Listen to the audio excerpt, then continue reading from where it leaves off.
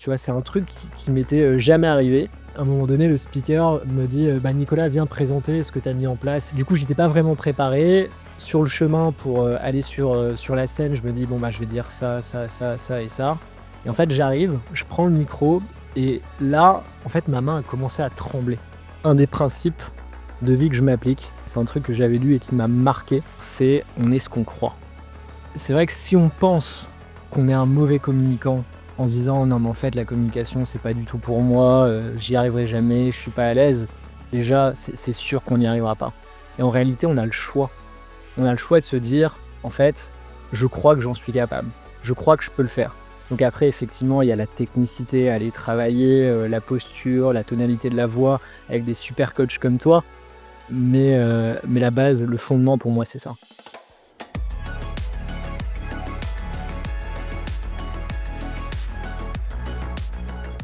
Nicolas, bienvenue. Merci Nicolas, je suis ravi d'être avec toi aujourd'hui. Tout le plaisir est pour moi. Je suis aussi ravi de te recevoir dans ce podcast du silence à l'éloquence.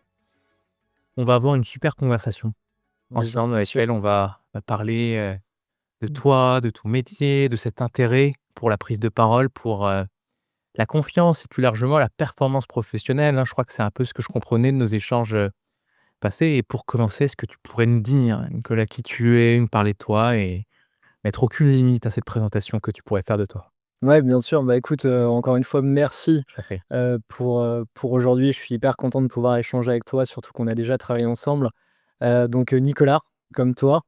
Moi, je travaille chez Ascensiel, qui est un courtier, en assurance et je suis responsable des périmètres finance et ressources humaines. J'ai 40 ans, tu disais, hein, c'est vrai que je suis un Les peu fais pas du tout, Yann. merci. Mais j'ai bien 40 ans, j'ai 3 petites filles, magnifiques. Je suis originaire de Dunkerque, dans le nord de la France et je suis un passionné de kitesurf et de tous les sports de glisse, d'une manière générale. Ah, c'est génial. C'est génial et merci de te présenter en parlant de plein de choses. Alors évidemment, moi, je vais tout de suite recentrer sur cette activité de Chief Finance Officer, de CFO et en tant que CFO, tu es perçu, j'imagine, naturellement comme le gardien des chiffres, mais est-ce qu'on peut vraiment bien faire ce boulot sans savoir parler, communiquer et parler en public? Aujourd'hui, je pense que pour un job de CFO, c'est primordial hein, de savoir s'exprimer, même, je dirais pour n'importe quel job, en corporate, au niveau COMEX. Si tu sais pas t'exprimer, ça fonctionnera pas. Tu peux, avoir, de la technicité à hauteur de 10 sur 10. Si au niveau de la communication, tu es seulement à 3 sur 10, ben, tu pourras pas évoluer. C'est ça la réalité du monde du corporate aujourd'hui. Après, je pense que le fond est quand même important. Donc si tu as des bonnes bases techniques et que tu travailles ta communication, c'est là où tu peux vraiment exploser dans une entreprise.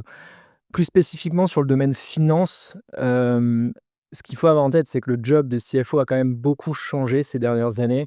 On n'est plus cantonné à reporter des chiffres, à faire de la comptabilité, mais on est plus ancré aujourd'hui dans toutes les problématiques stratégiques, de l'entreprise. On est vraiment des business partners de chacune des organisations et moi, dans mon précédent job, j'avais l'occasion justement de travailler, autour de la coordination stratégique parce qu'il y a beaucoup de liens entre la définition des objectifs, leur mise en œuvre et les résultats chiffrés.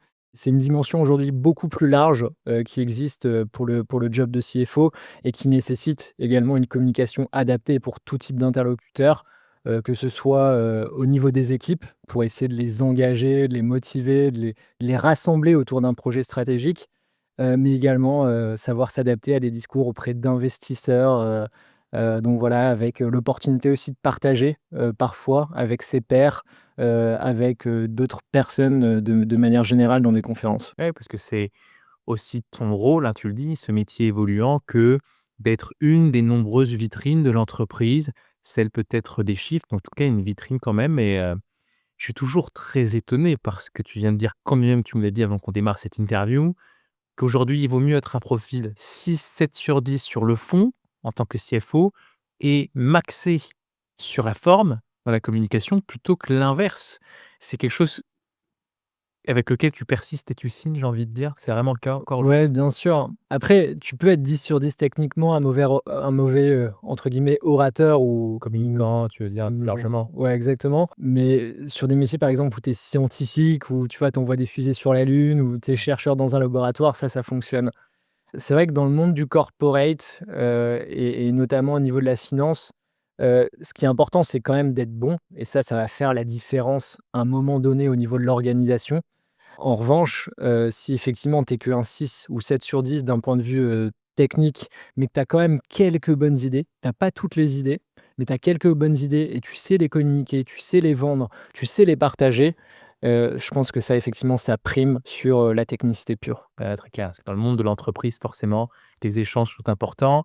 Je me demande, pour quelqu'un qui connaît pas trop ce métier ou qui le connaît que de nom et qui comprend la responsabilité, qu'il contient, ça ressemble à quoi les prises de parole importantes d'un CFO ou ces prises de parole stratégiques aujourd'hui? Du coup, les principales, prises de parole sont autour de la présentation, chaque année ou même, chaque trimestre, mais plutôt en début d'année sur les objectifs de l'entreprise, la direction dans laquelle on va. Donc c'est généralement un travail qui est fait, conjointement avec le CEO. Hem Et ensuite, c'est, périodiquement la présentation des résultats. Donc chaque trimestre, on dit: «Voilà, on arrive à ça» et on élargit, les résultats chiffrés par des actions concrètes qui sont réalisées au niveau de chacune des directions. D'autres types d'interventions aussi, c'est, des interventions externes, notamment quand tu es en start-up ou dans des boîtes de private equity. Tu travailles beaucoup avec les investisseurs, donc il y a beaucoup de relations investisseurs. Donc c'est des moments aussi, tu dois, adapter avoir une communication où tu es un peu vendeur, même en tant que CFO. Donc ça, c'est aussi des exercices assez sympas à réaliser. OK, et je me demandais, parce que moi, tu vois, j'imaginais les chiffres, c'était parfois aussi des problèmes ou des mauvaises nouvelles. Tu as déjà dû annoncer des mauvaises nouvelles à tes équipes? Comment tu t'y es pris? Bien sûr et dans le monde de la start-up, on a connu une crise, assez importante en fin 2021, de début 2022 avec la crise de la tech. Donc il y a eu des virages stratégiques par l'ensemble du secteur qui ont été réalisés. Il a fallu réduire, les investissements drastiquement. Et du coup, ça, c'est toujours, forcément des mauvaises nouvelles à annoncer puisque du coup, il y a des postes qui peuvent être supprimés, des recrutements, arrêtés, une dynamique aussi de croissance qui est un peu différente, une stratégie qui est recentrée et du coup un projet, qui est peut-être moins intéressant aussi, pour les collaborateurs. Donc là-dessus, effectivement, quand on communique ce genre de sujet, c'est là où l'art oratoire est quand même assez important. Et moi, ce que j'aime bien aller chercher de manière générale, c'est l'émotion. De manière générale dans ma communication, c'est assez marrant pour un CFO parce que voilà, on présente des choses factuelles, on est obligé de partager des informations, mais en même temps, si on a envie qu'il y ait du mouvement, si on a envie de marquer les personnes, les collaborateurs, il faut créer de l'émotion.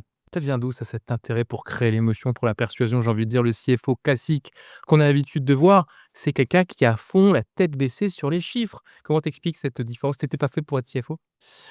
Si, si, je suis fait pour être CFO et peut-être, un jour je ferai effectivement autre chose, mais un truc qui m'a toujours intéressé, c'est le développement personnel. C'est vrai que j'ai lu pas mal de bouquins autour de ça pour savoir comment je pouvais être la meilleure version de moi-même.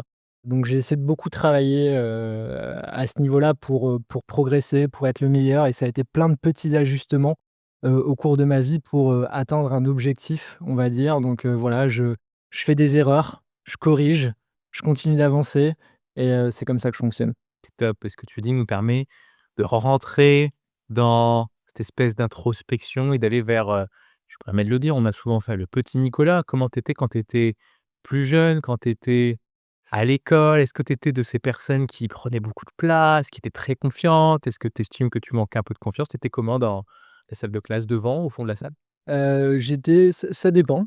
Je pouvais être devant ou au fond de la salle, mais globalement, quand j'étais jeune, j'ai toujours, aimé, l'idée, les groupes.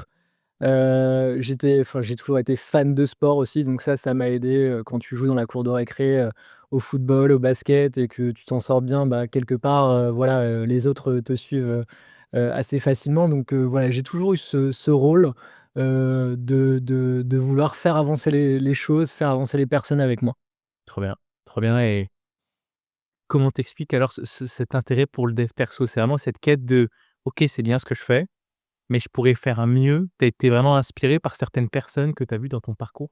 Ouais, en fait, pour commencer, c'est vrai que je pense que je me suis pris peut-être quelques claques. OK. Tu vois, quand j'ai débuté ma carrière professionnelle, un truc que je trouve assez dingue quand même en France, c'est que on travaille pas suffisamment la communication pendant ses études. Tu vois, avant le bac, tu as rien. Maintenant, tu as des petits cours de théâtre, mais tu vois, enfin, c'est de l'extrascolaire, mais tu as rien, on va dire, d'académique. Après, post-bac, si tu fais, des études de commerce ou Sciences Po comme toi, on va avoir des cours spécifiques sur la communication. Et encore, hein, pas tant que ça, mais c'est ce que je pensais aussi, tu vois? Mais bon. OK, bah, mais il me semble que tu donnes des cours, à Sciences Po aujourd'hui Ouais, sur, à Sciences Po Exécutif, donc pour les ah oui, professionnels, d'accord. tu vois? OK, Et OK. c'est vrai que, ouais, moi je pensais pareil, mais en fait, tu arrives, tu as une première semaine d'intégration et c'est assez C'est creux. dingue, Ouais, c'est dingue. c'est assez fou. C'est dingue quand tu penses à l'importance, de la communication et à l'impact que ça peut avoir, sur les personnes. Et du coup, moi qui ai fait un parcours vraiment, purement financier, plutôt en mathématiques appliquées, à Dauphine, en fait, quand je suis arrivé dans le monde du travail, j'ai commencé à me prendre une claque en voyant des personnes qui savaient communiquer et moi, c'est un truc que j'avais jamais fait. C'est pas quelque chose qui me faisait peur, mais quand je m'y suis essayé, j'étais pas très bon. D'accord. Et du coup, je me suis dit: «Ça, c'est un truc qu'il faut que tu corriges. Tu as des ambitions personnelles, tu as envie de faire des choses, c'est un impératif pour toi». Et du coup, c'est à partir de ce moment-là où j'ai commencé à m'intéresser, beaucoup au développement personnel et donc notamment à une personne, je t'en avais déjà parlé, qui s'appelle, Anthony Robbins. Donc c'est assez marrant parce que cette personne-là, quand tu le vois sur scène, il fait, notamment une série sur Netflix, c'est très chaud à l'américaine. Donc c'est quelqu'un qui est vraiment à l'opposé, complètement de moi. Mais justement, c'est ça qui m'intéresse, c'est aussi aller chercher des choses, complètement différentes et en fait, il m'a beaucoup aidé sur savoir déjà comment communiquer, me donner de la confiance, en étant sur scène avec des exercices, de visualisation, et aussi à des skills pour savoir comment progresser rapidement, pour gagner du temps, pour aller à l'endroit où tu as envie d'aller, pour atteindre tes objectifs. Comment t'expliques, tu vois? Quand je t'écoute, je me dis: «OK, en fait, tu as été, inspiré, peut-être que tu as eu les poils qui se sont hérissés en écoutant des gens qui savaient bien parler et à ce moment-là, tu t'es dit: "Ah, je sens que c'est un truc qui peut être utile"». Moi, je connais beaucoup de parcours fond, tech, ingé qui ne feront jamais l'effort que tu as fait, quand bien même on les met au contact du développement personnel, combien même on les met au contact de gens qui savent bien parler. Est-ce que tu penses qu'il faut quand même avoir un minimum de confiance pour se dire: «J'en suis loin, mais si je bosse, je peux y arriver, je peux faire comme eux»? Bien sûr, en fait, il y a un des principes de vie que je m'applique. D'ailleurs, je sais plus exactement d'où ça vient, mais c'est un truc que j'avais lu et qui m'a marqué, justement au début de ma carrière, c'est: «On est ce qu'on croit». On est ce qu'on croit. Et c'est vrai que si on pense qu'on est un mauvais communicant en se disant: «Non, mais en fait, la communication, c'est pas du tout pour moi, j'y arriverai jamais, je suis pas à l'aise», déjà, c'est sûr qu'on n'y arrivera pas. Et en réalité, on a le choix. On a le choix de se dire: «En fait, je crois que j'en suis capable. Je crois que je peux le faire». Donc après, effectivement, il y a la technicité à aller travailler, la posture, la tonalité de la voix avec des super coachs comme toi. Mais la base, le fondement pour moi, c'est ça. Après l'entraînement aussi est important. C'est important ce que tu viens de dire, hein. On est ce qu'on croit et du coup, est-ce qu'on n'est pas aussi ce que les profs croient qu'on est? C'est-à-dire, le Nicolas qui est dans cette salle de classe là, au collège, au lycée et plus tard, est-ce qu'il est valorisé pour son intelligence? Est-ce qu'il est valorisé pour son leadership? Est-ce qu'il est valorisé pour plein de choses ou pas d'ailleurs? Il est valorisé pour, par rapport au système scolaire dans lequel il est. Tu vois, on est très différent du système scolaire, américain où, toutes les activités extrascolaires sont quand même beaucoup plus importantes, avec, ouais, des cours de théâtre, du journalisme, des choses qui te permettent d'ouvrir, l'esprit. Et c'est vrai que la manière dont on évalue, les élèves aujourd'hui et la manière dont j'ai été évalué, c'est, par les notes. Donc avoir des bonnes notes, c'est bien, avoir des mauvaises notes, c'est pas bien et Et si tu tu des bonnes notes? et j'avais des notes, ça dépend, ça dépend, ça dépend des moments de vie. On va dire que j'étais assez bon élève entre la sixième, la cinquième, assez chaotique entre la quatrième et la troisième, OK. et il y a eu une bonne reprise après, au niveau de la seconde. OK. C'est Donc vrai voilà, qu'on parle de petite crise d'adolescence. et qui est normal et qui fait que derrière tu as eu un super parcours par ailleurs. Exactement. Dauphine et on pourrait aussi parler, tu vois, du cadre de la famille. Tu me parlais, de ta maman franco-italienne, de ton papa qui est malaisien. Exactement, enfin chinois de Malaisie, il y a une Ah, petite Chine, différence. Malaisie. D'accord. Mais effectivement, ouais. Donc ça, c'est vrai que, le fait d'avoir des origines un peu, différentes des autres, avec qui j'ai évolué, notamment dans le milieu scolaire, ça m'a permis d'avoir une certaine singularité et ça, en fait, c'est vrai que je me suis beaucoup appuyé là-dessus pour me dire quelque part: «Tu as quelque chose d'unique». et je le dis sans prétention et ça, c'est quelque chose que j'ai travaillé et continué à essayer d'enrober avec certaines choses et c'est aussi pour ça, pour faire le lien avec le développement personnel que je suis peut-être allé chercher effectivement d'autres choses. Trop bien, trop bien et le regard de ta maman ou de ton papa sur toi, c'était un regard où tu sentais que tu avais des personnes qui étaient fières? Est-ce que tu as des frères et sœurs aussi? Alors je suis fils unique. Fils unique, Ouais, OK. ça peut aider sur la confiance en soi. Le regard de mes parents toujours bienveillant, honnêtement, ma mère a c'est une femme exceptionnelle qui a Oui. toujours, exactement, Ouais, qui a toujours été, derrière moi et mon père avec un peu plus de distance, il a quand même toujours été présent, il s'est toujours intéressé à ce que je faisais. Donc non, des parents, une famille, un cadre familial bienveillant, même si mes parents, se sont séparés assez rapidement. Ils ont toujours bien fonctionné entre eux au moment important, ils savent être ensemble. Aujourd'hui, tu vois, je te disais, j'ai 3 petites filles, on passe des dîners tous ensemble avec mon beau-père, donc vraiment un environnement, un cadre quand même familial qui a été relativement bienveillant. et tu penses que ça a joué sur la confiance que tu arrives à manifester professionnellement, personnellement, cette confiance qui te permet d'oser prendre des risques, de tester des choses? Est-ce que tu penses que ce démarrage a un Hem, impact là-dedans? Ouais. tu tout à fait raison. Je pense qu'il y a un truc fort, ancré au fond de moi, c'est marrant parce que tu me fais penser à un truc que mon père me disait, quand j'étais plus jeune. Il me disait: «Si des hommes ont réussi à faire quelque chose, tu peux y arriver» et c'est vrai que c'est simpliste comme chose, mais ça veut dire que tu as pas de limite. C'est-à-dire que tout ce que les personnes peuvent faire, toi aussi tu en es capable si tu t'y mets à fond. Et Mmh. ça, c'est peut-être des vecteurs, des marqueurs qui ont été importants dans mon développement professionnel, ouais. Ouais, qui reste là et en parlant de ce développement professionnel, tu as été, CFO dans de nombreuses boîtes et si j'en fais quelques calculs, de ces informations que j'ai, tu étais CFO assez jeune, j'imagine autour de la trentaine? Exactement, oui. C'est pas challengeant ça d'être CFO aussi jeune? C'est grisant. Ouais, bah, oui. C'est grisant, c'est challengeant, c'était mon objectif et c'est vrai que quand tu te fixes des objectifs qui sont ambitieux, finalement, tu peux les atteindre. En fait, ce qui est important pour n'importe quelle personne, c'est de se fixer ses objectifs. C'est le point de départ de tout. Une fois que tu sais ce que tu as envie d'atteindre, bah, après tu te débrouilles pour pouvoir y arriver. Le développement personnel en fait partie, la manière de communiquer en fait partie, le renforcement de son skill set, technique, financier ou même stratégique en fait partie. Donc voilà, à partir de là, quand on a ces objectifs, on sait, ce sur quoi on a envie de travailler. Trop bien et justement en parlant de travail, est-ce que tu es quelqu'un qui s'est, à un moment donné, formé à la prise de parole? Et de façon, tu sais, stricto sensu, en suivant une formation? Est-ce que tu es quelqu'un qui a lu des bouquins, qui a été inspiré par des gens? Comment ça s'est passé ce parcours vers l'art oratoire? Alors, bah, je te disais, hein, c'est, déclencheur au début de ma carrière où je me dis: «Bon, faut que je fasse quand même quelque chose pour être assez bon».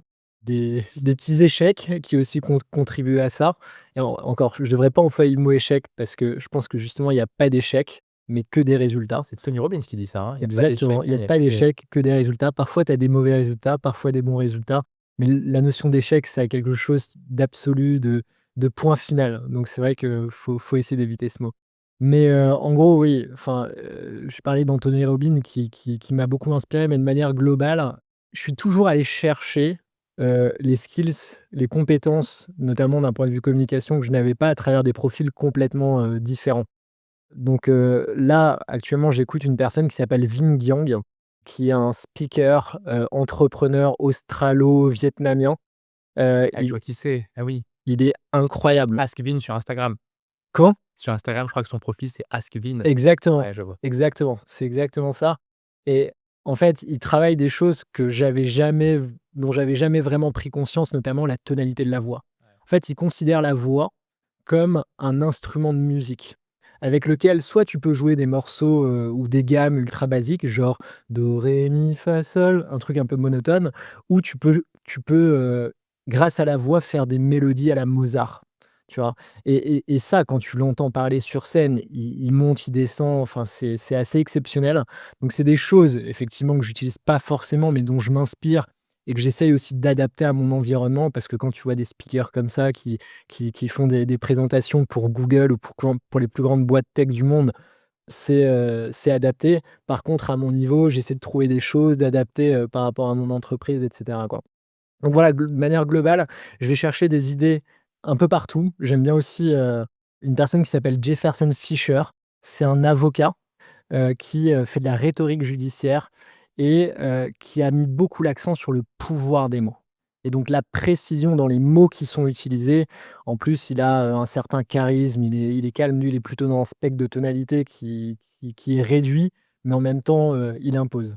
Donc voilà, j'essaie d'aller prendre, différentes idées à gauche, à droite, pour essayer de perfectionner, ma communication de manière générale. Ouais et très international, hein. Un coup, tu me parles d'une personne vietnamienne en Australie, un coup d'un Américain, un autre coup d'un autre Américain. C'est conscient tout ça ou ça fait partie de toi aussi? Tu es quelqu'un qui, de par son histoire, est ouvert sur le monde? Bah, en fait, quand j'ai cherché, des éléments sur le développement personnel, sur l'art oratoire, en fait, très vite, tu te rends compte que dans le milieu anglo-saxon, tu as quand même des pépites Ah, ils sont en avance. et assez, voilà, assez, mécaniquement, je me suis retrouvé, face à ces grands speakers. D'accord, ouais, donc c'est vraiment quelque chose qui s'est fait, Naturellement. naturellement et parlons de ça, même si c'est pas forcément des choses très heureuses et je pense que ça aide à connecter parce que tu occupes un poste à responsabilité, tu occupes des postes à responsabilité depuis bien des années maintenant. Est-ce que tu as le souvenir de prises de parole qui ne se sont pas très bien passées, où tu as l'impression d'être, passé à côté et qui, à ton niveau de responsabilité, ont des conséquences sur la boîte, sur tes équipes ou sur d'autres personnes? Je dirais pas qu'il y a eu des prises de parole qui ont eu des conséquences graves sur mon entreprise ou mon équipe de manière générale. Après, en début de carrière, franchement, mes interventions étaient, chaotiques. Enfin, c'était, ouais, je en fait, je savais que ce que je voulais communiquer, j'avais du mal à vulgariser. Parce que quand tu parles financier, que tu as beaucoup travaillé ton skill set technique quand tu sors, de l'école, en fait, tu rentres vite dans des micro détails et tu te rends compte qu'en communication, c'est pas ça qui est important. Bien sûr, tu dois partager des informations, mais c'est pas le plus important. Et c'était quoi alors ces prises de parole? Enfin, c'était quoi? C'était des choses sur des reportings ou des Alors, je me souviens d'une prise de parole, donc j'ai fait un court, passage chez Swiss Life OK, et chaque mois, on faisait un all hands, ouais. avec tous les managers et à un moment donné, le speaker me dit, «Bah, Nicolas, viens présenter ce que tu as mis en place». C'était sur un sujet, d'automatisation de reporting, tu vois? Le truc, bien amusant. Du coup, j'étais pas vraiment préparé. Sur le chemin pour, aller sur la scène, je me dis: «Bon, bah, je vais dire ça, ça, ça, ça et ça» et en fait, j'arrive, je prends le micro et là, en fait, ma main a commencé à trembler. OK. Tu vois? C'est un truc qui m'était, jamais arrivé, et en fait, Toi, à ce moment-là, quand tu vois ta main qui tremble, tu te dis quoi à ce moment-là? j'ai perdu complètement mes moyens. OK. J'ai vraiment complètement perdu mes moyens. J'ai dû dire deux trois trucs pour que ce soit, à peu près cohérent, comme histoire, mais c'était vraiment chaotique. À la fin du truc, une personne avec qui je m'entendais bien m'a dit: «Non mais tu enfin, c'est qu'est-ce que tu as fait, quoi? Qu'est-ce qui s'est passé?» Parce que j'étais quelqu'un de plutôt à l'aise au niveau des réunions, mais bon, voilà et mais en gros, c'est ces mauvais résultats, justement, qui m'ont dit, «Bon, bah, maintenant, faut que tu progresses, faut que tu arrives à trouver des choses pour t'aider» et du coup, dans le livre, Pouvoir illimité, justement, d'Anthony Robbins, il y a quelques clés que j'ai utilisées après pour m'aider à progresser à ce niveau-là. Donc notamment, des exercices de visualisation. Donc tu vois, essayer avant de faire une présentation, bon là, c'était vraiment une impro, donc je pouvais pas non Ouais, plus me très préparer préparé, quoi. exactement. Mais globalement, quand tu sais que tu vas avoir une intervention, ce qui peut être intéressant, c'est de visualiser cette intervention, de t'imaginer, sur la scène, d'imaginer le public que tu as en face de toi, de sentir les odeurs, de il y a un truc dans Pouvoir illimité qui est aussi la sensibilité kinesthésique. C'est ce que tu ressens, d'un point de vue physique et en fait, quand tu fais tout ça, finalement, tu te familiarises avec la situation, Avec un peu d'avance. exactement et du coup, quand tu arrives, en fait, tu es habitué, tu as l'impression que c'est normal, tu appréhendes plus le moment et donc ces exercices de visualisation sont quand même très, très puissants. Tu fais encore ça aujourd'hui? Parce que tu l'as découvert il y a longtemps maintenant, mais c'est un truc que tu fais encore quand tu sais que tu as un enjeu, une prise de parole importante? Non, je le fais plus. Il y avait un autre truc qui était assez marrant dans ce livre-là que j'avais testé aussi, c'est quand tu es un peu stressé sur scène, c'est que tu imagines un objet géant sur la scène, genre une énorme balle jaune, par exemple et c'est, un exercice de diversion de ton esprit pour essayer de te calmer et ça fonctionne aussi. Mais ouais, non, aujourd'hui, c'est vrai que j'utilise plus du tout ça. Ça a été des choses importantes, notamment avec cet épisode de main tremblante. J'ai essayé de trouver quelque chose qui pouvait, m'aider justement dans mes prises de parole Mais aujourd'hui, j'utilise plus du tout. En revanche, depuis 5 ans, je fais de la méditation quasiment tous les jours. Et ça t'aide à te recentrer, à mieux gérer ce rythme cardiaque ou ces symptômes de stress qu'on peut tous ressentir? Ouais, clairement, ça a même changé ma vie. Ah ouais. J'ai l'impression depuis que je fais de la méditation d'être, la meilleure version de moi-même. Ça me permet d'être beaucoup plus dans l'instant présent, autant au niveau professionnel, tu vois, où tu as besoin d'avoir beaucoup d'écoute active, surtout à des postes où tu es au comité exécutif, où tu écoutes des personnes, toute la journée pour prendre des décisions. Ça m'a permis aussi de profiter beaucoup plus, de l'instant présent quand je suis avec mes enfants, tu vois? Donc même au niveau perso, avec ma femme, dans les discussions, ça me permet d'être beaucoup plus ancré parce qu'aujourd'hui, tu vois, on a toujours tendance à prendre, son téléphone, à penser à l'après, à penser, à avant et ça te permet de te recentrer. En plus, tu as des exercices respiratoires, c'est beaucoup d'exercices De respiratoires aussi cohérence dans la cardiaque, méditation j'imagine. et du coup, voilà, donc la cohérence cardiaque, c'est vrai que ça aide. Tu as raison sur les prises de parole. C'est top, c'est marrant que tu dises ça parce que j'imaginais, mais c'est un biais, que tu es quelqu'un de nature très, très, très calme et il y a plein de questions d'ailleurs qu'on pourrait se poser, mais ce que tu me dis là, c'est que c'est pas le cas. De base, tu es quelqu'un qui est pas calme. Tu es quoi? Tu es plutôt, anxieux, je ne crois pas, mais en tout cas, tu peux être agité. Agité, c'est le bon terme, ouais. OK. J'ai besoin de me canaliser parfois et j'ai envie d'aller dans tous les sens, et pour moi, c'est vrai que la méditation, ça me permet de me recentrer, mais pas que, ça me permet aussi d'être endurant. Sur des postes à haute responsabilité, il y a une chose, que j'essaye de m'appliquer, c'est de pas courir des sprints tout le temps. Tu vois, la vie professionnelle aujourd'hui, c'est un marathon. Il faut être bon dans la durée. Et la méditation m'aide aussi à être performant, sur des longues durées, à retrouver des moments de calme. Tu vois, le matin, quand je fais une méditation, ça me permet de dynamiser mon corps, de me réveiller efficacement. Le soir, si j'ai envie de décrocher et que j'ai du mal, je peux faire une méditation pour essayer de couper complètement avec ma journée, essayer de me recentrer. Donc voilà, ça m'aide justement à 1 à fois par jour, hein, du coup? à courir ce marathon. Parfois, dans des moments Je vois. assez intenses, je le fais, mais généralement, c'est une fois par jour et OK, plutôt le matin. super intéressant et je me dis, tu Mmh. vois, pour revenir sur cet épisode qui t'a marqué de main qui tremble, est-ce que tu dirais que, tu sais, parfois certaines personnes et typiquement c'est le profit, c'est-à-dire que j'ai jamais eu de souci avec ça, la prise de parole ça va, OK, je suis pas un très grand orateur, mais jamais eu de sujet avec ça et ce jour-là, certaines personnes peuvent apprendre la peur, c'est-à-dire que en fait, ça peut se passer comme ça et à partir de là, il y a certaines personnes qui peuvent rester bloquées et se dire: «Comment je vais faire la prochaine fois que je dois faire la même chose parce que je vais repasser comme ça?» Est-ce que tu as vécu cette espèce de c'est pas un stress post-traumatique, mais en tout cas, tu as eu des conséquences suite à ça ou tu es très vite passé à autre chose, très focus solution? Ça m'a marqué. Ouais, Ça m'a marqué et je me suis dit: «Mais qu'est-ce qui se passe?» Honnêtement et du coup, c'est pour ça que j'ai voulu trouver, des choses pour essayer de corriger ça, assez rapidement et notamment les bouquins dont je parlais. Mais voilà, avec les exercices, avec cette volonté, comme je te disais, c'est un choix, en fait et quand tu fais le choix de te dire: «La prochaine fois, ma main ne tremblera pas», tu te débrouilles pour trouver les mains, qui tremble les pas. choses, les mains qui ne tremblent pas, ouais, effectivement. Ça, c'est top. Voilà. C'est top et avec du recul, tu le disais, c'était côté impréparé, j'ai pas envie de dire improvisé, mais c'est impréparé qui a fait ça. Est-ce qu'il pouvait y avoir d'autres choses? Je sais pas, une fatigue, un stress particulier? Peut-être, Ouais. peut-être. Bah, même aujourd'hui encore, tu vois? Parfois, tu fais des présentations orales, enfin, des prises de parole dans le monde professionnel. C'est pas des conférences où tu as 200 personnes à chaque fois, mais très rapidement, 2, 3 fois par jour, tu peux parler à des groupes de 5, 10, 30 personnes et parfois, il y a des moments de fatigue et parfois, en fait, tu es moins bon et à partir du moment où tu acceptes que tu peux être moins bon, c'est plus facile de rebondir. En fait, quand tu as connu l'échec, que tu as réussi à remonter, encore une fois, je ne devrais pas employer le mot échec, mais mauvais résultat. Bah, en fait, c'est plus facile, d'avoir des mauvais résultats et de recommencer. Mais c'est vrai que tu as raison, la première fois, ça peut être quelque chose d'assez puissant, et derrière, tu peux avoir du mal à surmonter ça. En tout cas, j'ai réussi grâce à ce choix de vouloir réussir et aux objectifs que je me suis fixés à plus avoir ce problème-là. Ah, c'est top, ça veut dire que en t'écoutant, je sens que tu as mis du lâcher prise dans cet exercice, dans ce ressenti. Je sais pas moi, évidemment, je le souhaite pas, mais si demain tu devais de nouveau être stressé, ressentir, une tension, tiens, comment tu le gérerais cette fois-ci? Maintenant, j'ai quelques skills par rapport à ça. C'est, prendre une petite respiration avant de parler, tu vois?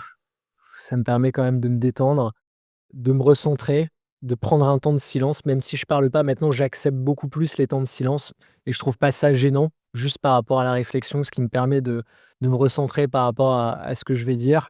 Et la méditation, encore une fois, t'aide beaucoup à être dans le moment présent, à être concentré et à te reprendre. Donc aujourd'hui, c'est vrai que j'ai beaucoup moins ce type de problème-là, quoi. Ah, c'est top.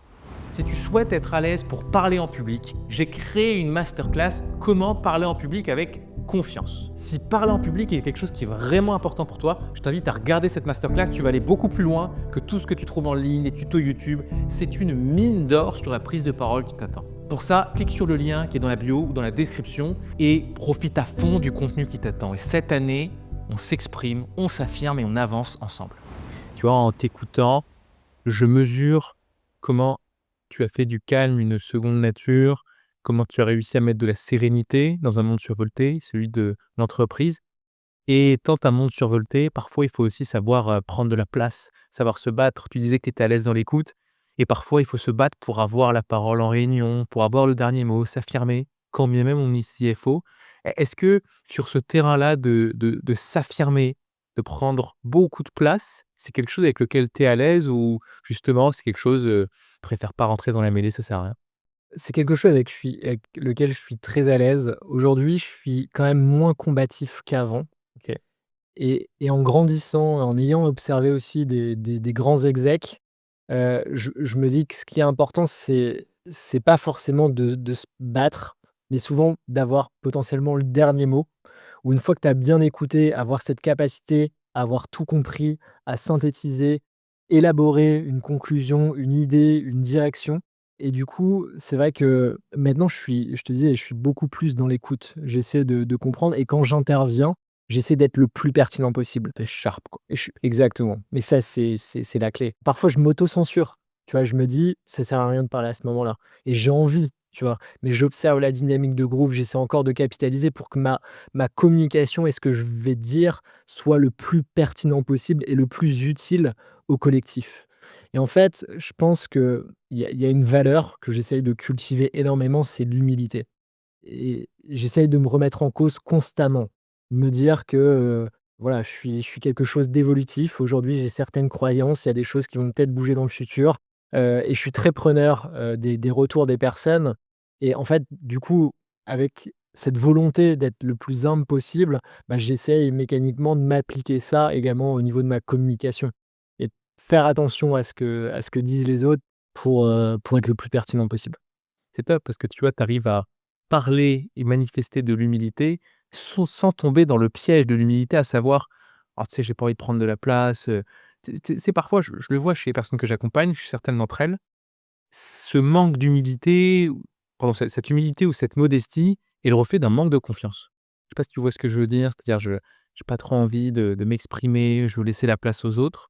Comment tu fais pour ne pas tomber là-dedans? C'est-à-dire qu'à un moment donné, sentir que oui, je suis humble, mais quand il faut y aller et quand il faut dire les choses, vous inquiétez pas, je vais mettre les 2 pieds au sol et je vais les dire. Comment tu arrives à ne pas tomber dans un extrême, celui de: «Je prends toute la place», mais aussi l'autre, celui de: «Je fais qu'écouter». En fait, mon point de départ, c'était plutôt l'autre côté. Ah oui, d'accord. C'est que j'étais plutôt dans la combativité au départ, je voulais toujours avoir raison, donc je revenais sans cesse sur les différents sujets. D'ailleurs, c'est des feedbacks qui m'ont été faits, et qui m'ont fait grandir et je remercie les personnes qui m'ont fait ces feedbacks. C'est, à un moment donné: «Nico, faut que tu lâches» et j'ai pas compris vraiment sur le moment et ça arrivait un peu plus tard et en fait, j'ai pu observer que quand j'étais dans cette écoute active, quand je prenais moins de place au niveau de la parole, que j'intervenais au bon moment, mais en fait, ma parole avait encore plus d'impact. Donc c'est vrai que mon point de départ était un peu de l'autre côté, mais de manière globale, je pense que si tu dois toujours essayer de rééquilibrer. Tu vois? D'un côté, je pense qu'une personne qui est humble, qui est modeste et du coup, enfin, ou qui prend cette raison pour ne pas être dans la combativité, doit se dire: «Bah, en fait, c'est ça que je dois aller travailler». Je dois, peut-être, tenter, un peu plus d'intervention, oser, voilà. Surtout que je pense tout le monde a des choses à dire.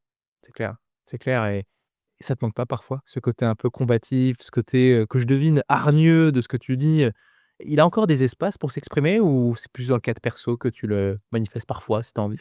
Ma femme en pâtit énormément. Non, je plaisante, je plaisante. Non, non, globalement, je me sens mieux. Je me sens mieux avec cette posture. Je me sens plus aligné avec moi-même, au niveau professionnel et ouais, je me sens mieux. J'ai trouvé un certain équilibre. Ouais, sans être dans un rôle, tu sais, sans être frustré de ce que j'entends et de ce que je vois et on parlait du COMEX, de ces personnes importantes qui t'ont aidé. Comment on fait pour avoir une parole impactante, claire, quand on parle à ces gens qui ont peu de temps, difficiles à capter? Tu as des tips, des astuces que tu as développées, appris sur le tas? Alors moi, ce que j'aime avant tout, donc évidemment, faut savoir passer des informations qui soient pertinentes, des éléments qui soient justes, mais ce que j'ai essayé de faire, c'est teinter toutes mes prises, de parole avec de l'émotion. Ouais. Je pense que, l'émotion, c'est quelque chose d'extraordinaire parce que ça permet de mobiliser des personnes, de les marquer et en fait, c'est des choses qui selon moi, enfin, l'émotion, c'est la chose qui est la plus impactante dans la vie, même de manière générale. Et dans le milieu professionnel, ce que je travaille beaucoup, c'est, l'enthousiasme, c'est, la fierté, c'est l'adhérence à un projet, c'est parfois la peur, tu vois? Si j'ai envie de sensibiliser des personnes sur, quelque chose, je vais essayer d'aller activer, tu vois, un peu la peur chez ces personnes. Après, tu peux aussi utiliser la tristesse, c'est un peu plus dur à mettre en œuvre, mais ça me fait penser à Emmanuel Faber. C'est le PDG de Danone qui avait fait son intervention, à la remise des diplômes d'HEC et qui avait partagé son histoire personnelle sur un frère qui était schizophrène pour, finalement arriver sur le fait qu'il ne pouvait pas y avoir d'économie sans justice sociale. Toi, tu oserais le faire, enfin, tu oses le faire en tant que CFO, d'aller sur ce détail personnel, parler d'un parent et cetera, au service de ton message? Pas à ce point-là, OK. pas à ce point-là. Je Si j'ai l'opportunité et si je trouve que c'est adapté, je le ferai, mais encore une fois, c'est ce que je te disais tout à l'heure. Tu vois? Enfin, Emmanuel Faber, il s'adressait à une assemblée, enfin, à des étudiants d'HEC, c'est le PDG de Danone, voilà, enfin, le contexte s'y prête, effectivement et en fait, moi, j'essaye quand même d'adapter mon discours, par rapport à mon environnement, tu vois? Par exemple, je vais pas aller voir, mes collaborateurs et faire du Martin Luther King en mode, «I have a dream», tu vois? Enfin, Ah, ça c'est tire bien. ce serait un peu bizarre donc voilà, tu adaptes mais effectivement, enfin, pour revenir à ta question initiale, ouais, je pense que l'émotion, c'est quelque chose d'extraordinaire pour, mobiliser des équipes, pour, capter l'attention, des personnes et notamment d'un COMEX, comme tu dis, qui a pas forcément le temps. Et c'est important que tu le dises parce que, tu sais, on pourrait se dire: «Comex, gens sérieux, intelligents, ils ont pas le temps, il faut des chiffres, il faut des faits». Ça reste des êtres humains et comme tout être humain, l'émotion leur donne, de la mémoire à l'information, cette capacité à donner de la mémoire à l'éphémère, elle passe par l'émotion et je trouve que, tu sais, certaines personnes, sous couvert d'une certaine pudeur: «Ah, j'ai pas envie d'en faire trop» et bien, se privent de ce levier oratoire Mmh. qu'est l'émotion.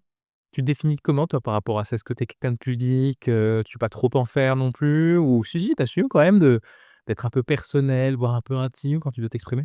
C'est quelque chose que j'ai appris et notamment grâce à ma femme qui m'a dit, en fait: «C'est beaucoup plus intéressant dans des relations, personnelles quand tu donnes un peu de toi-même, De base, tu pas quelqu'un quand comme tu ça? partages qui tu es». Mais tu as raison. De base, je suis quelqu'un de plutôt pudique, OK. qui partageait pas trop et c'est quelque chose que j'ai appris et maintenant j'aime ça. Partager des expériences, partager des échecs, parce qu'en fait pour motiver parfois, certains collaborateurs ou certaines personnes de tes équipes, au lieu de dire: «En fait, tu dois faire ça comme ça», c'est expliquer une histoire. C'est de leur dire: «En fait, moi, j'ai fait ça, je me suis planté, ça a pas marché», pour leur faire comprendre le chemin qu'ils doivent prendre. C'est beaucoup plus fort, tu vois? Mmh. Donc en fait, le partage de soi, je pense, c'est quelque chose, qui est ultra puissant. C'est top, hein. Tu sais, depuis tout à l'heure là, quand je pose des questions, j'ai le sentiment d'entendre, il y a un Nicolas avant, un Nicolas après. C'est avant le dev perso, avant, l'art oratoire, après. Je suis curieux de savoir, c'est quoi la bascule selon toi? Souvent on dit: «C'est les enfants». Est-ce que c'est la rencontre avec ta femme? Est-ce que c'est une activité professionnelle, quelque chose? Ça a été le début de ma carrière. Ouais, d'accord. Honnêtement, voilà, je te disais quand je suis arrivé, je me suis rendu compte que, il y avait des choses qui étaient importantes. Je m'étonnais de savoir comment des personnes jeunes avaient atteint des postes à responsabilité rapidement. J'étais assez impressionné par les personnes qui, savaient communiquer, de manière impactante et du coup, j'ai essayé de comprendre et encore une fois, c'est l'objectif que je m'étais fixé, c'est d'arriver à ce niveau-là et après j'ai essayé de comprendre, comment ils y sont arrivés, par tous les moyens. Trop bien, trop bien et de ce qu'on entend, tu es quelqu'un d'ambitieux et c'est quoi la limite de tout ça? Je me suis pas vraiment fixé de limite. OK. J'ai des objectifs personnels, je vais les garder pour moi, aujourd'hui, mais voilà, enfin je faut pas se fixer de limites, je pense. Hem, Ce qui est important, c'est de se fixer un objectif où on se dit: «Quand je serai arrivé là, je serai bien» et en même temps, faut savoir profiter du moment et profiter de ce qu'on a. Donc ça, c'est pas évident, mais en tout cas, moi, j'ai mes objectifs. J'essaye quand même au maximum de profiter aujourd'hui de tout ce que j'ai parce que, enfin, honnêtement, j'ai tout ce qu'il me faut aujourd'hui en réalité. Mais après, effectivement, le développement personnel, comme tu dis, ça vient peut-être, c'est peut-être très ancré, de mon enfance, de mon éducation, mais c'est quelque chose, voilà.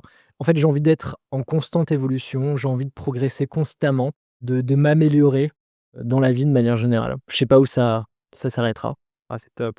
C'est top. Tu en vois beaucoup des CFO comme ça, qui ont ce souci du développement humain, qui ont ce souci de la communication, ce souci de toujours en faire plus ou tu as l'impression d'être une espèce rare là où tu es? Je dirais pas que je suis une espèce rare, mais et aujourd'hui, beaucoup de CFO sont des très bons, communicants, savent passer des messages, sont sharp, comme tu disais.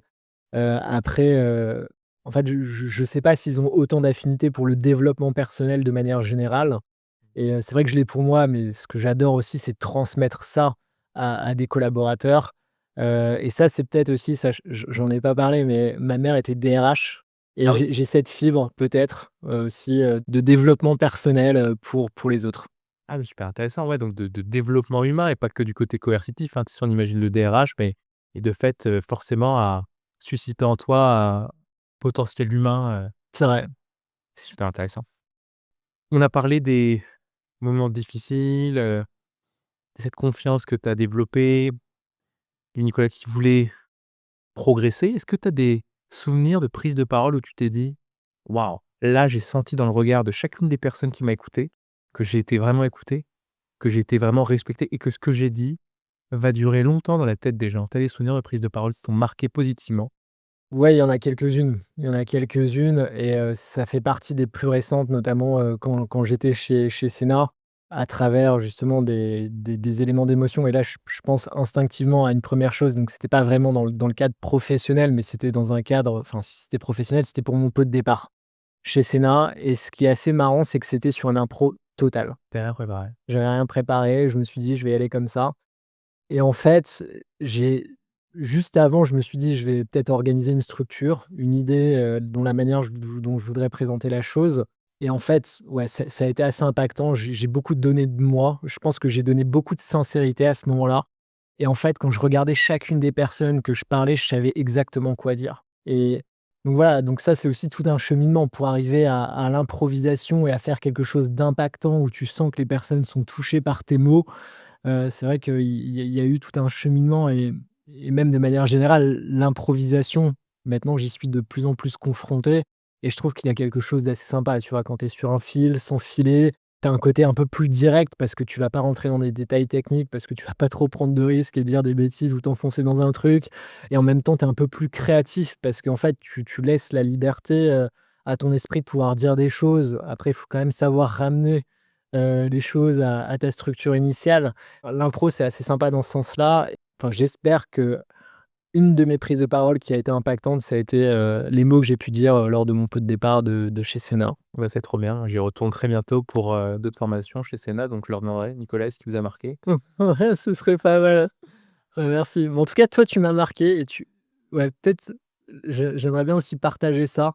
Tu m'avais donné un conseil qui je sais pas si tu t'en souviens, mais Je m'en qui souviens m'a très bien. énormément marqué.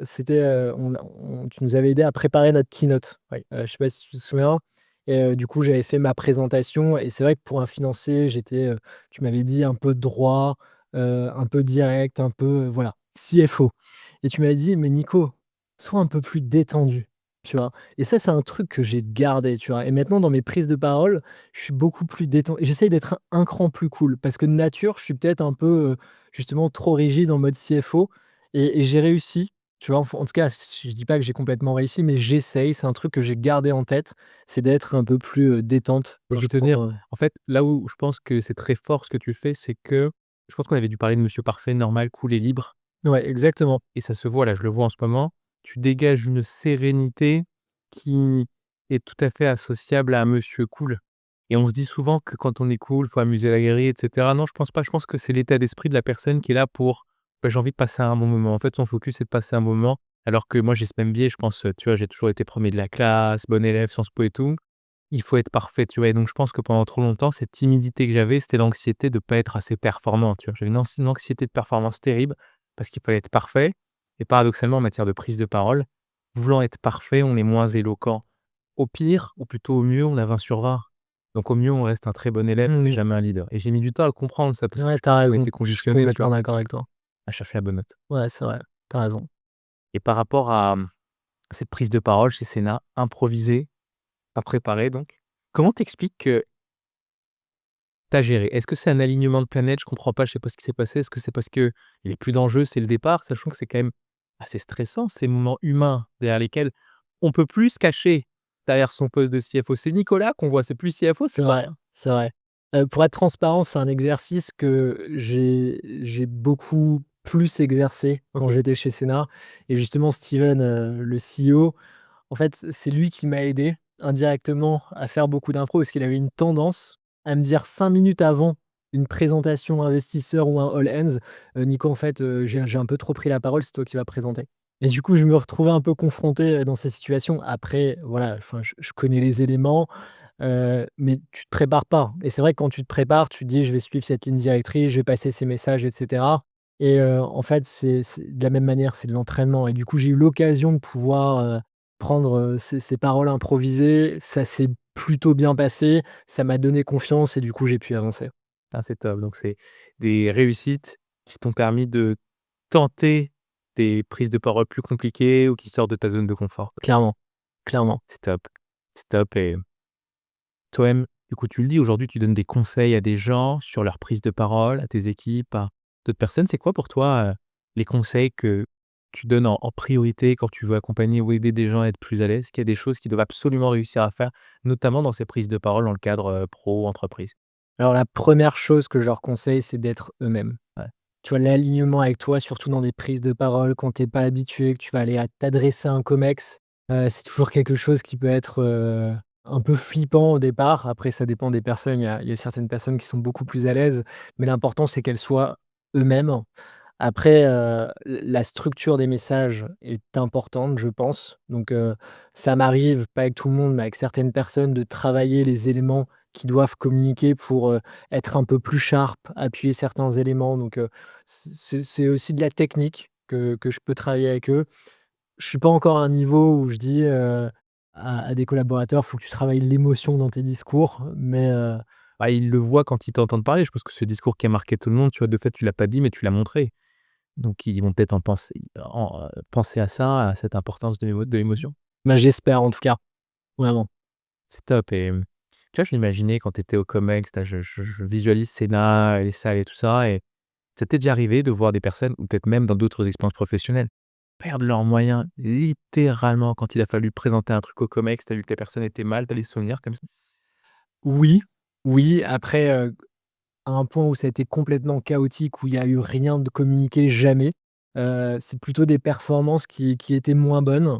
En revanche, j'ai quand même pu observer des personnes qui ont évolué, tu vois? Comme quoi, la pratique, l'aide aussi au coaching, utiliser des personnes comme toi, c'est hyper utile et c'est vrai que chez Sénat, on l'a beaucoup utilisé, tu vois? Parce que, on s'est dit, on fait beaucoup de prises de parole, tous les collaborateurs, font des vidéos, font des keynotes, font des conférences et du coup, parfois, les personnes n'étaient pas forcément préparées à ça. Donc on a beaucoup investi là-dedans. Mais oui, c'est arrivé, mais jamais un truc vraiment catastrophique, tu vois? Et tu vois, c'est top que du coup tu partages cette vision-là, parce que moi je me mets très bien à la place de quelqu'un qui doit faire une intervention importante devant le N+1, le COMEX, le CODIR et qui du coup se dit: «Si ça se passe mal, blacklisté». Ils vont se rappeler de moi, en parler en rentrant chez eux et cetera. Bon, souvent on se donne trop d'importance en imaginant que les gens pensent à nous, Tu raison. pensent aux quoi? Aux enfants, les filles, les courses à faire. Le regard toi que tu avais quand tu voyais ça, c'était quoi? C'était un regard stigmatisant? Est-ce que ça changeait ton regard sur la personne qui s'était foirée?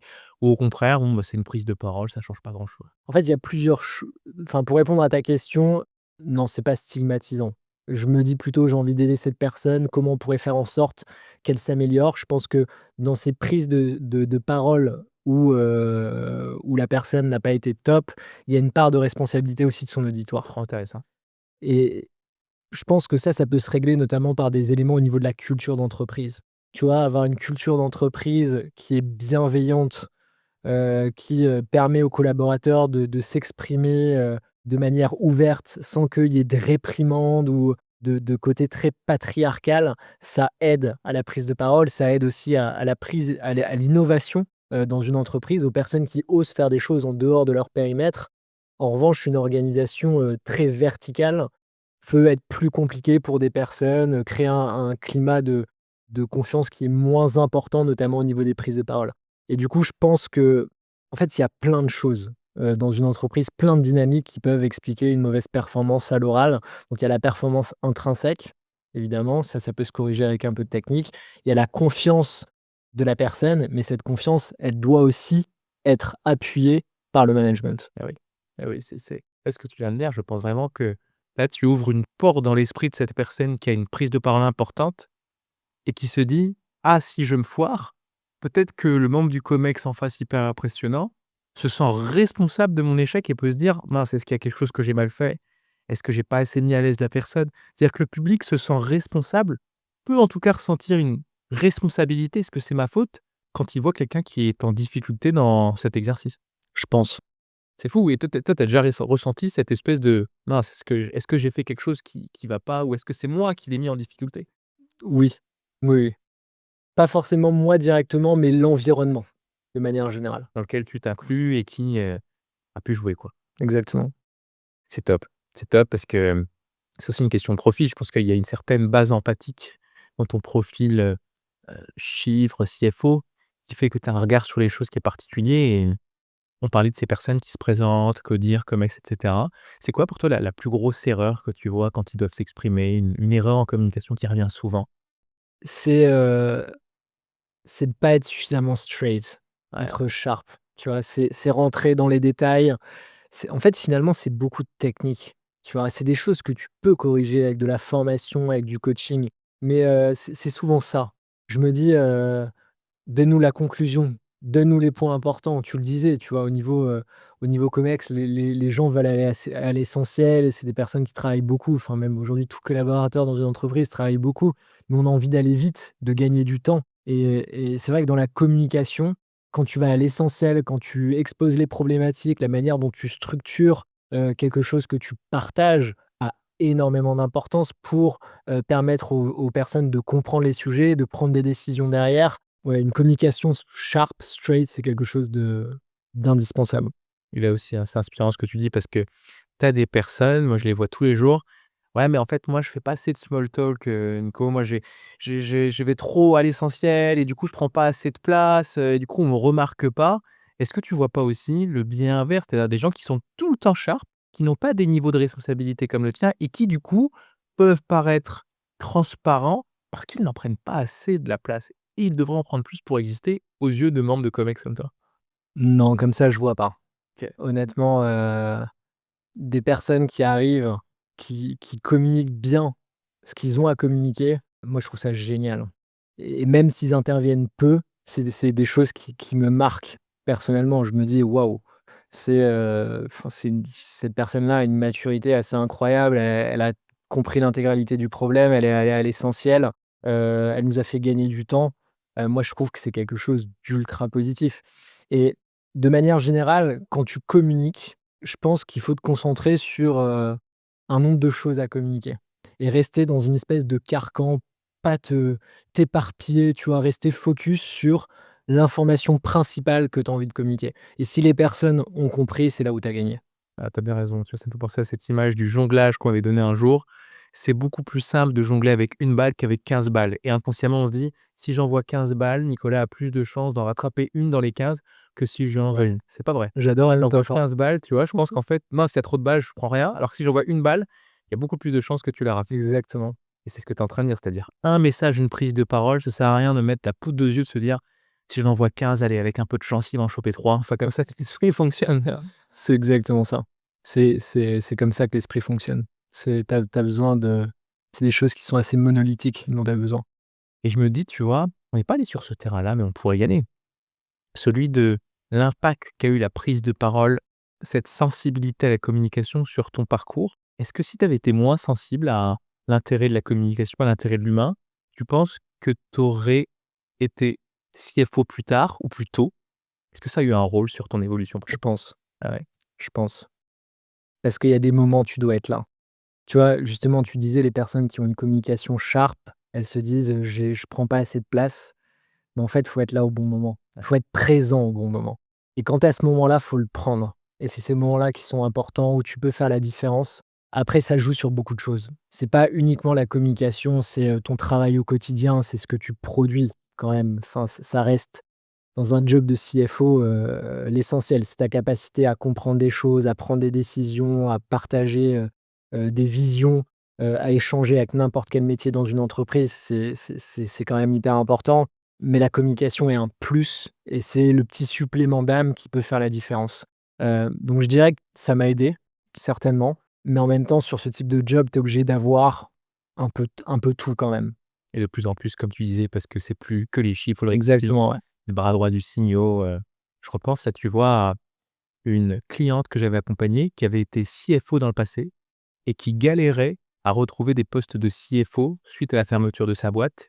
Il y avait un grand manque de confiance en elle et souvent quand elle postulait, on lui disait: «Bon, CFO, ça va être compliqué. Par contre, il y a un poste d'adjoint du CFO», donc N-1 par rapport à ce qu'elle disait. Donc downgrade. Exactement. Et elle hésitait des fois à se dire: «Je le prends, je le prends pas». Mais il y avait un cruel manque de confiance qui venait principalement de son rapport à la langue, auquel elle ne parlait pas français. Le français n'était pas sa langue D'accord. maternelle. Elle parlait français, mais avec un accent, il y avait des erreurs. Mais au fond, quand le français, c'est ta langue maternelle, tu t'en moques, tu vois? Mais elle, elle ne voyait pas les choses comme ça. C'est-à-dire: «Je parle pas aussi bien français qu'un CFO» et tout ça. Et puis, c'était aussi une femme qui voulait trouver un poste de CFO dans un monde tech. Et je pense qu'inconsciemment, consciemment, elle se disait: «Je suis pas le profil que se fait le recruteur à l'esprit quand il me reçoit». Il voit peut-être un homme, un mec un peu tech, peut-être un peu geek, j'en sais rien. Est-ce que tu penses qu'aujourd'hui, le fait d'être un homme, d'avoir les origines qui sont les tiennes, hein, tu me disais, voilà, le fait d'avoir des origines asiatiques, ça aussi, ça participe du message, ça a joué en ta faveur pour avoir ces postes de CFO? Honnêtement, je pense pas. En tout cas, j'espère pas. Non, je pense que enfin, là, ce que tu décris, c'est une situation, assez précise et de la manière dont tu l'as présentée, tu l'as même pas caractérisée par, le sexe finalement. Tu l'as plutôt caractérisée par le fait C'est vrai. moi, la manière dont je l'entends, c'est que c'est une personne qui s'est mis une barrière, clairement et quand tu te mets une barrière, c'est ce que je te disais tout à l'heure, hein, c'est si tu te dis que tu es capable de le faire, si tu te dis que la langue, ce n'est pas un problème pour toi, ça ne sera pas un problème pour toi et tu trouveras des choses, des solutions dans ta communication, dans ton travail pour que ce ne soit pas un problème et donc je pense pas que ce soit, lié au sexe, lié aux origines, mais que ce soit, plutôt une problématique, intrinsèque, en tout cas telle que tu le décris. Et mais qui participe, tu vois, de sa communication. C'est-à-dire que ce niveau de confiance fait qu'elle se tenait, voilà, en baissant la tête, trop sympa, trop gentille et donc ça participait de cette crédibilité, qui était à parfaire et souvent dans la communication, mais aussi la question de la tenue du vêtement. Tu es quelqu'un qui, s'habille de façon, quotidienne, tu vois? Esprit start-up et cetera. Ça a joué, ça aussi, la façon de s'habiller, quand on est, CEO dans une boîte ou non, c'est pas quelque chose qui est différenciant dans sa communication? Je ne pense plus aujourd'hui, Ah intéressant. plus aujourd'hui. C'est vrai que chez Sénat, dans le monde de la startup, tout le monde était en t-shirt blanc et C'est pantalon, en tu chemise, vois? hein, au Comex, hein. Et comment? C'est en chemise au Comex, hein. Là? Ouais, ouais. C'est vrai? Ouais, et au moins une personne Ah peut-être Guillaume. C'est vrai Guillaume que Caviardant. Guillaume aime bien la chemise, c'est vrai, tu as raison. Mais voilà, dans mon job actuel, aujourd'hui, je suis plutôt en chemise, pantalon, OK. chemise chino, parfois la veste ou une doudoune. Mais en tout cas, pour moi, ça m'a jamais gêné, tu vois? Je peux être en chemise, je peux être en t-shirt. Ce qui est important, c'est d'être soi-même, de garder, on en parlait tout à l'heure, cet alignement, Mmh. dans ta communication. Là, je me sens bien, tu vois? Je suis sur un canapé, je suis avec toi, je suis détente, j'ai envie de partager des choses. J'applique les mêmes choses, dans n'importe quelle prise de parole, que ce soit dans le milieu professionnel ou même personnel. Donc pour moi, c'est vrai que la tenue vestimentaire, n'a pas vraiment d'impact, en tout cas sur ma façon de communiquer et aujourd'hui, c'est aussi quelque chose qui a évolué, tu vois? Dans le monde des entreprises, dans les cabinets d'audit où j'ai commencé, notamment chez Mazars, Tout à fait, tout ouais. le monde était en costume Ouais. cravate. Maintenant, tu peux venir, sans cravate déjà ou tu peux venir en chino avec une chemise. Tu peux ne plus venir aussi avec le télétravail, donc c'est vrai que C'est ça vrai, tu as raison. ah c'est C'est clair. vrai. Et du coup, oui, ce que tu dis, c'est que ça ne participe pas de la communication, en tout cas dans ta façon de communiquer. Et je voudrais revenir aussi sur ce point que tu évoques sur être soi-même, qui peut s'opposer à travailler sur soi. Et tu es quelqu'un qui sait faire appel au coaching, demander de l'aide quand il faut. Tu dis quoi à ces gens qui vont te dire: «Non mais OK, je suis pas très éloquent, mais moi je veux être moi-même quoi, tu vois? J'ai pas envie d'en faire trop, je Mmh. suis pas Martin Luther King». Non, en fait, là, ce que tu soulignes, je pense, c'est un manque d'humilité. Ah, c'est ça en fait. Tu vois? Je suis tout à fait d'accord. Les personnes qui disent ça, c'est qu'elles ont pas forcément envie de se remettre en cause, et ça, c'est assez culturel en France. C'est vrai qu'on a une culture du feedback qui est pas, vraiment répandue. Tu vois? On en parle beaucoup aujourd'hui, mais des personnes qui se font vraiment des radical feedback, qui se disent les choses, en entreprise, tu préfères, un non-dit, tu préfères pas affronter les situations compliquées, et en fait, ça crée de la frustration et c'est quelque chose qui n'est pas hyper sain. Et sur cette notion de feedback, moi, j'ai eu la chance d'avoir des personnes qui savaient réellement en faire. Je me suis pris des claques la OK. première fois On te quand dit des trucs terribles sur, la prise de parole ou d'autres choses, hein? pas forcément sur la prise de parole, mais justement sur le fait que j'étais, trop agressif dans ma façon de parler. C'est des choses dont j'avais même pas forcément conscience parce que j'avais envie justement d'avoir ce côté combatif. Je pensais que c'était quelque chose de positif. Mais c'est vrai que le feedback, c'est quelque chose qui m'a énormément aidé à me construire et maintenant que je cherche, vraiment de manière proactive. C'est-à-dire après chaque prise de parole, je vais voir quelqu'un, je lui pose la question, pas, «Est-ce que ma prise de parole était exceptionnelle?» mais plutôt: «Qu'est-ce que je pourrais corriger? Qu'est-ce que j'ai mal fait?» Tu vois? Et quand tu vas chercher ces choses-là, c'est comme ça que tu peux progresser. Les gens te disent osent te dire ou c'est difficile quand même d'avoir ce feedback, Ça dépend des voilà, personnes. ça dépend. Mais en fait, quand tu le cherches, les gens spontanément vont quand même te dire des choses. Après, il faut savoir, comprendre le filtre que la personne va mettre dans sa communication pour, pouvoir vraiment prendre le truc. Et sur les feedbacks, honnêtement, c'est moi quand quelqu'un vient me donner un feedback, je lui dis la première chose que je lui dis, c'est: «Merci». Tu vois? Après je prends ou je prends pas, mais je dis: «Merci». Tu vois? Parce qu'en fait, la personne a fait l'effort de venir me voir, de me dire quelque chose pour avoir l'opportunité que je progresse, tu vois? Pour avoir l'opportunité d'être en constante évolution. Donc le cas dont tu me parles, je pense que voilà, cette personne, peut-être a pas eu l'occasion d'avoir des personnes autour d'elle qui, lui fassent des feedbacks un peu radical, hein. Il y a beaucoup de gens, hein, il y a beaucoup de gens comme ça, tu sais, sous couvert de, il faut être soi-même, à un moment donné, qui abandonnent ou qui n'essaient même pas et qui, se mettent dans des cases, essentialisent et c'est de là, je crois, que vient aussi cette idée de don. J'ai pas le don. La prise de parole, j'ai pas le don. Alors que c'est vraiment une compétence et ça, on peut tous le sentir. Bien Personne n'est sûr, né en sachant parler. On a juste bien sûr. oublié qu'on l'a appris Tu as raison. et c'est vrai que c'est fou, tu vois, quand tu parlais du feedback, je me suis demandé, tiens, ça t'est déjà arrivé de faire un radical feedback, comme tu dis, j'aime bien l'idée. Tu as fait fondre en larmes la personne derrière ça. Tu t'es dit: «Waouh, waouh, waouh, waouh, waouh, peut-être que j'aurais pas dû dire ça» ou pas, peut-être que d'ailleurs tu hésites aussi à être radical si on te le demande pas. Sur des feedbacks, ça m'est jamais arrivé. Ça m'est arrivé avec des collaborateurs qui étaient en sous-performance, OK. où j'ai dû, expliquer de manière factuelle qu'il y avait des problématiques de sous-performance. Mais sur des feedbacks pour aider la personne à s'améliorer, jamais. Parce qu'en fait, la manière dont je le présente à chaque fois, c'est en fait, si je te fais un feedback, si je viens te voir, c'est pas pour t'embêter, c'est vraiment pour t'aider. Ouais, ouais, Tu vois? ouais. Et en fait, même dans ma communication de manière générale, c'est vrai que ça, j'en ai pas parlé. Quand je m'adresse aux personnes, quand je prends la parole, c'est toujours pour aider. C'est pour aider un collectif, c'est pour aider une personne.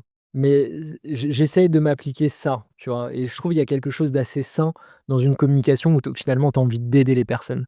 Et ouais, parce que la relation est plus du tout une relation où tu dois prouver. Finalement, tout le monde te regarde et toi-même tu te regardes parce que tu vois les gens qui te regardent. Exactement, ouais, C'est une relation où tu beaucoup donnes. plus, ouais, où tu donnes, quoi. Donc générosité, c'est un cadeau. Si tu veux parler en public avec confiance, j'ai écrit un livre sur la prise de parole en public et je te donne gratuitement le premier chapitre et tu peux le télécharger. Il va t'aider à décoller dans tes prises de parole. C'est une garantie. Je t'avoue que je vais pas le laisser indéfiniment, donc je t'invite à le télécharger maintenant, que ce soit dans le lien qui est dans la bio ou dans la vidéo. Et cette année, on s'exprime, on s'affirme et on avance ensemble.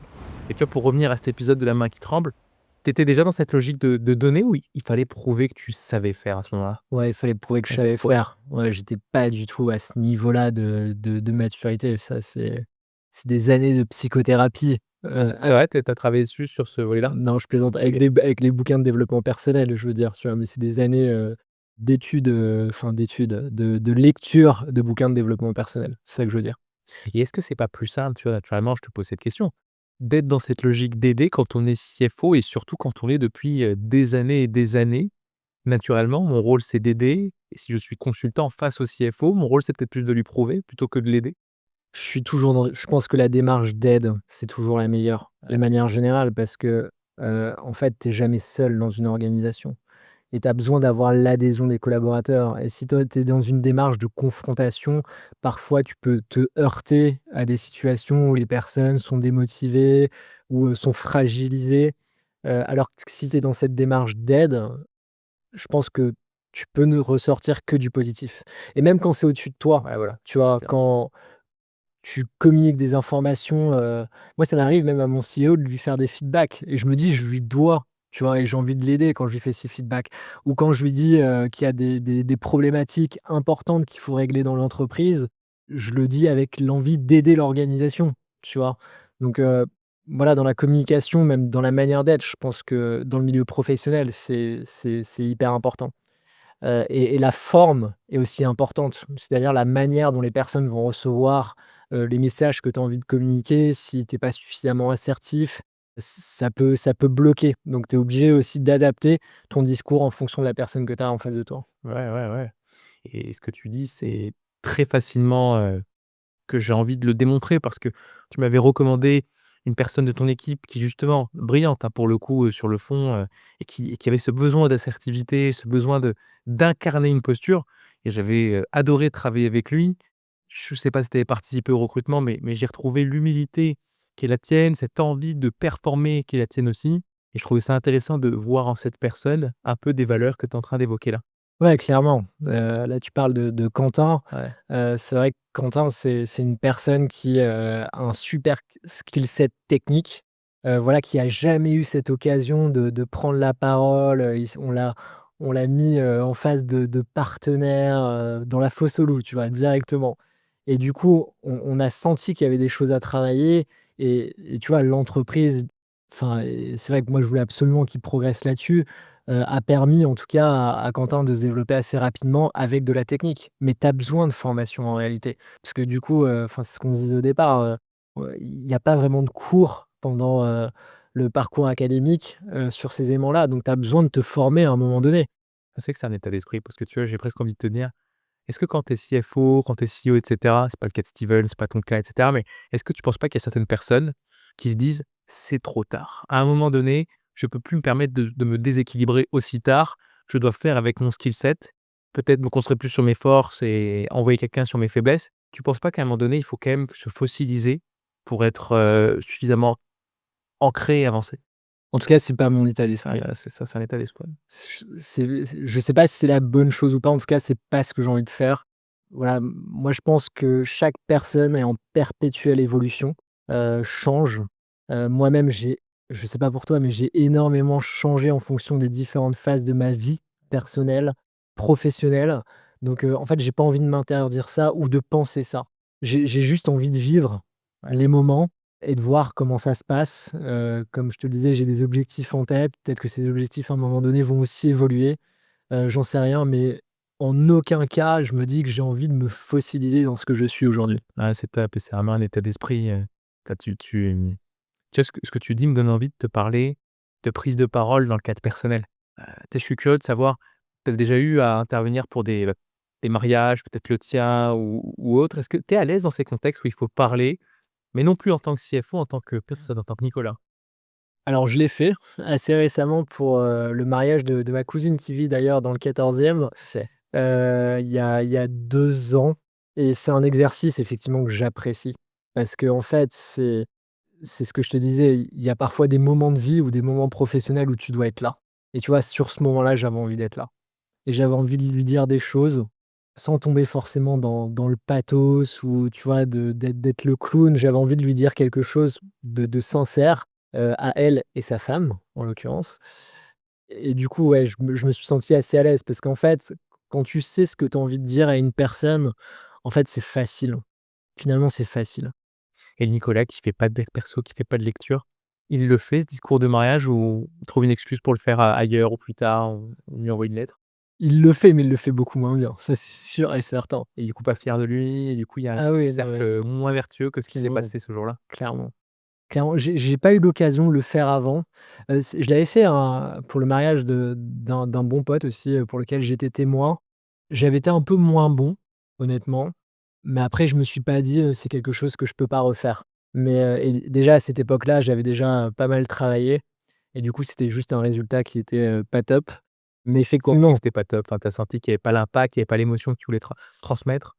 je pense qu'il y avait l'émotion, mais c'est plus, l'aisance, la posture, effectivement l'impact dans ma communication. Je pense que les messages étaient là, parce que je les avais travaillés, mais dans ma façon de communiquer, j'ai peut-être pas été, assez impactant. J'ai peut-être pas utilisé justement ces notions d'émotion. OK. OK et puis après ça reste à ressentir parce que je suis sûr qu'il y a des gens qui ont dû se dire: «Putain, c'est super inspirant, c'est impactant ce qu'il fait», mais c'est toi qui as eu ce sentiment-là. Ouais, exactement, exactement. Après j'ai pas demandé de feedback, c'est vrai, après, ce discours de mariage, donc voilà. Après, j'ai quand même ma meilleure moitié, qui est assez objective sur Ouais. mes performances et qui m'a dit: «Bon là, voilà, tu l'as fait, c'était, pas mal». Tu vois? Et quand elle me dit ça, ça veut tout dire. OK. Ouais, elle reste bienveillante Exactement.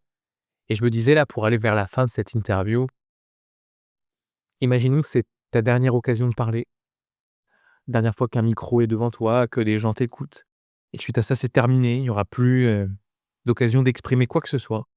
Est-ce qu'il y a un mot, une phrase, une idée, un message que tu voudrais que les gens retiennent de toi, de ta vie? Ah, c'est une question, assez difficile sur moi, sur ma vie. Pas forcément sur moi, mais c'est la phrase que je t'ai partagée tout à l'heure. Je pense qu'il y a une phrase, je pense qui a drivé énormément de choses dans mon développement perso, dans mon développement pro, qui est, celle que je t'ai partagée tout à l'heure. C'est, on est ce qu'on croit. Ouais On est ce qu'on croit. et tu crois que tu es quoi, Nicolas? J'ai envie d'être, moi, une personne avec beaucoup d'humilité. Ça, c'est quelque chose qui est assez important pour moi. Une personne qui a le succès professionnel qui s'est fixé comme objectif. Une personne qui est quand même présente pour sa famille. J'ai envie de passer du temps avec mes enfants, avec ma femme, avec mes parents. Ça, c'est des choses qui sont importantes et globalement, voilà, c'est mon équilibre de vie aujourd'hui. J'en suis très satisfait et j'ai envie de continuer comme ça. Trop bien. Trop bien. Pour terminer, en général, ce que je fais, c'est que je propose aux personnes qui passent dans ce podcast de me poser une question, quelque chose que tu auras envie de savoir, sur lequel je communique pas ou je sais pas, une question que tu pourrais avoir par ailleurs. Feel free, sens-toi libre, de me la poser. Bah, une de mes questions, c'est pourquoi tu as fait ce choix, de travailler dans le coaching? Tu vois, tu as fait des études, quand même assez brillantes, à Sciences Po. Tu aurais pu faire de la politique, de la finance, tu aurais pu faire ce que tu veux et tu as choisi le coaching, le développement personnel, Mmh. et ça m'intéresse aussi de savoir pourquoi. Moi, je vais te raconter l'histoire. Moi, je termine mes études à Sciences Po. Je fais donc un stage de fin d'études à BPI France, la banque publique d'investissement et je sais pas pourquoi, mais à chaque fois que j'allais au bureau, j'avais mal au ventre. Je me sentais pas bien. J'avais l'impression que c'était pas là où je devais être. Comme si je perdais pas mon temps, mais je sais pas si on m'avait tellement rabâché des choses du type: «Vous êtes, l'élite de la France», ce genre de choses, de conneries qu'on peut te dire à Sciences Po, que quand j'étais devant mon bureau à faire des choses qui avaient pas de sens, des PowerPoint ou des Excel qui avaient pas de sens, j'avais mal au ventre.